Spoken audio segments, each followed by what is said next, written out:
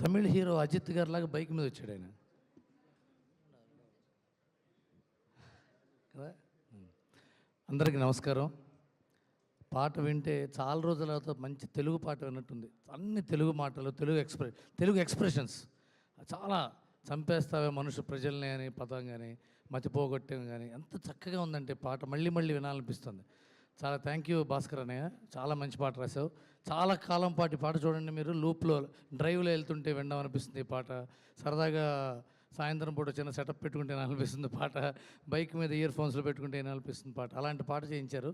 Thank you so much. చాలా అంటే ఇది విజయబుల్గా నేను గురించి నాకు ఎప్పుడూ చాలా ఇష్టం ఏంటంటే ఆయన తన రూట్స్లో ఉంటాడు. ఆ పాట కూడా అందులో రూట్స్లోంచి వచ్చింది. ఆయన మొన్న లాస్ట్ టైము బ్యాండ్ మ్యాన్ అని అనుకుంటాను, అడిగితే ఎక్కడి నుంచి వచ్చారండి, మీ ఇల్లు ఎక్కడండి, కాకినాడ అన్నాడు. సరే కాకినాడ ఊరండి, ఇల్లు ఎక్కడ అని అడిగా. ఇల్లు కూడా కాకినాడే అన్నాడు. కాదండి హైదరాబాద్లో ఎక్కడ అన్నా, లేదు కాకినాడలోనే ఉంటానండి అన్నాడు. కాకినాడ నుంచి మ్యూజిక్ ఏంటి మొత్తం ఫంక్షన్లకే పొద్దున గౌతమికి, రాత్రి గౌతమికి, పొద్దున వస్తానని మళ్ళీ సాయంత్రం గౌతమికి వెళ్ళిపోతాను నేను.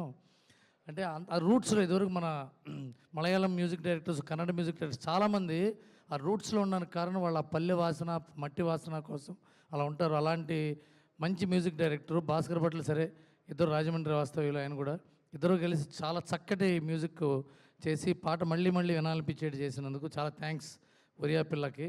ఇకపోతే మా హీరో శ్రీ విష్ణు, నేను మీకు కోన గారికి తెలుసు, మీ ఆయనకి ఇది చెప్పబోయేది. ఒక 3-4 ఇయర్స్ బ్యాక్ మా ఆఫీస్కి ఒక ఓటీటీ ఎక్విజిషన్ హెడ్ వచ్చాడు. చాలా ఒక 4-5 చాలా పెద్ద బాంబే నుంచి. It's very one of the most powerful persons. అప్పుడు మాట్లాడుకుంటుంటే, ఏమండి నెక్స్ట్ 4 ఇయర్స్లో ఎవరండి బాగా లీడ్ చేసే హీరోలు అని అడిగితే డోంట్ బి సర్ప్రైజ్డ్ అన్నాడు. ఎవరో చెప్తారు కదా అని కొద్దిగా ఆతృతగా వింటే శ్రీ విష్ణు అన్నాడు అతను.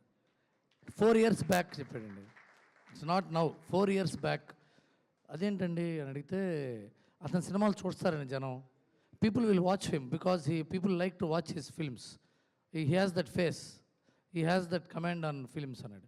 అంటే అసలు ఎవడో బాంబేలో వాడికి ఇది ఒరియా పిల్లలాగా వాడి ఏ గుజరాతీయో రాజస్థాన్ అయి ఉంటాడు, కానీ వాడు అంత రీసెర్చ్ చేసి వాడు అని ఎందుకు అంటున్నాడంటే వాడికి వినడు కాబట్టి ఇది రీసెర్చ్ చేసి మీ గురించి చెప్పాడంటే అది మీరు అచీవ్ చేసుకున్న మీరు స్వయం కృషి అది. అండ్ కీప్ ఇట్ అప్ అండి. అలాగే నేను ఈ సినిమాలో చిన్న క్యారెక్టర్ కూడా చేశాను. మా డైరెక్టరు అప్పుడే నాకు అనిపించింది కోనా గారి దగ్గర, సార్ మంచి డైరెక్టర్ సార్, ఫస్ట్ షాట్ చాలా షార్ట్ నేను చిన్న క్యారెక్టర్ చేశా. I'm very happy to be part of this film. And finally నాకు కోనా వెంకట్ గారు అంటే మా ఫ్యామిలీ. నేను ఆయన ఫ్యామిలీ మెంబర్ని, ఆయన నా ఫ్యామిలీ కాదు, నేను ఆయన ఫ్యామిలీ మెంబర్ని. మా ఇంట్లో ఏం చేసినా ఆయనకు తెలియకుండా ఉండదు. ఎవ్రీడే పొద్దున ఆయన తిట్లు, ఆయన ప్రశంసలు, ఆయన సలహాలతో నా జీవితం స్టార్ట్ అవుతుంది.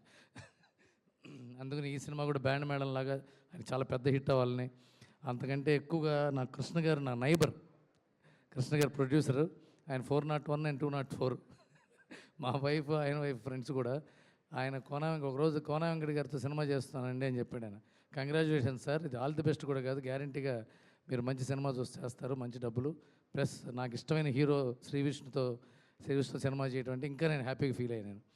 అండ్ మా అన్నగారు రఘుబాబు గారు, అలాగే శ్రీకాంత్ అయ్యంగారు, ఇప్పుడు అజిత్ లాగా వచ్చాడు ఆయన బైక్ మీద. వాళ్ళిద్దరిని పెట్టుకోవడం ఊరికే ప్యాడింగ్ అలా కాదు, ఆర్టిస్టులు కాదు వీళ్ళు. నిజంగా క్యారెక్టర్ కలంతో రాస్తేనే వచ్చే ఆర్టిస్టులు వీళ్ళు.